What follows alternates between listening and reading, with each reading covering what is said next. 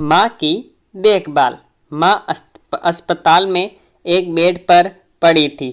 अस्पताल के बरामदे में उसके दो बेटे और एक बेटी चिंता में टहल रहे थे।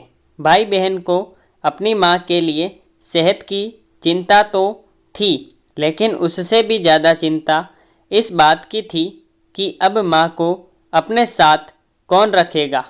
जब तक माँ स्वस्थ थी वे इन तीनों से अलग अपने पुराने घर में रहती थी, लेकिन अब ऐसा करना खतरे से खाली नहीं होता और ऐसा करने से समाज में तीनों बेटे बेटियों का नाम भी खराब होता।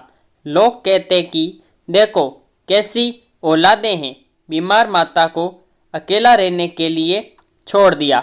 1 घंटे से बिना कोई बातचीत किए वे तीनों अपने अपने विचारों में खोए हुए थे। फिर बहन ने चुप्पी तोड़ते हुए अपने बड़े भाई की तरफ देखते हुए कहा, भैया आप बड़े हैं, इसलिए आपका कर्तव्य है कि माँ को ज़रूरत के समय आप रखें और उनकी देखभाल करें।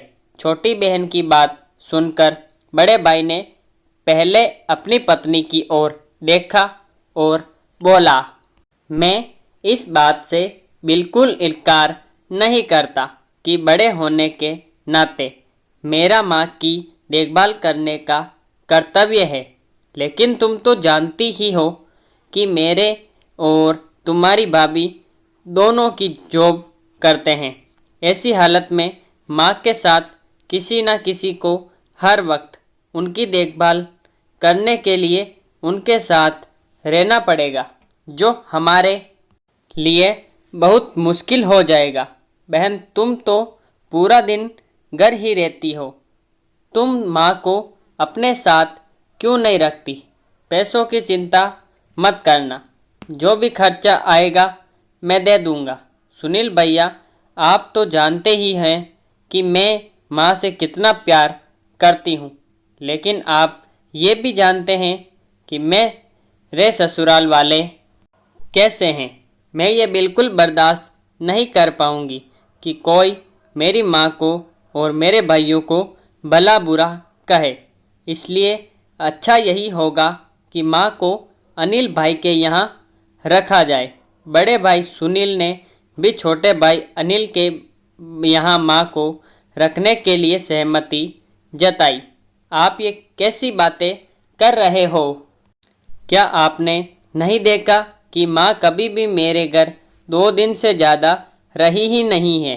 उसका मेरे यहाँ मन नहीं लगता ही नहीं है, फिर कैसे वे इतने दिन मेरे घर रह पाएगी? छोटे भाई ने अपनी असहमति जताते हुए कहा।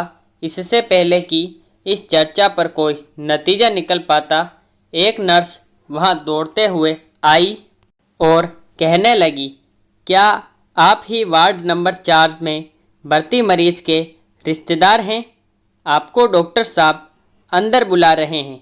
सभी घबरा गए और दौड़ते हुए डॉक्टर के पास पहुँचे। डॉक्टर ने उनसे हाथ जोड़ते हुए कहा, आई एम सॉरी, मैं आपकी माताजी को नहीं बचा पाया। डॉक्टर की इस खबर ने सबके चेहरे पर झूठी मूठी दुख की परत तो चढ़ा दी थी, लेकिन सभी के दिल के किसी कोने में इस बात की खुशी भी छिपी हुई थी कि अब उन्हें माँ को नहीं संभालना पड़ेगा और माँ की वजह से उन्हें परेशान भी नहीं होने पड़ेगा। दोस्तों, छोटी सी ये इमोशनल कहानी ही समाज का सत्य है। यहाँ लोग ऊपर से जो दिखाते हैं वे अंदर से नहीं होते।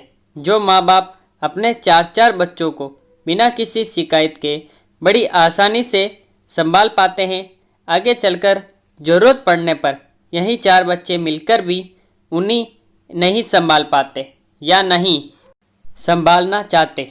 बच्चों की ये बात नहीं भूलनी चाहिए, बस जैसा वे बोएंगे वैसा ही तो काटेंगे।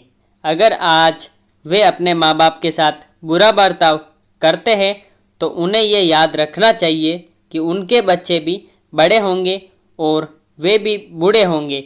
जो उन्होंने अपने माँ बाप के साथ किया उनके बच्चे भी उनके साथ वही करेंगे। दोस्तों, अपने दिल से छल कपट निकाल दीजिए और सच्चे मन से अपने माता पिता की, अपने बुजुर्गों की सेवा कीजिए।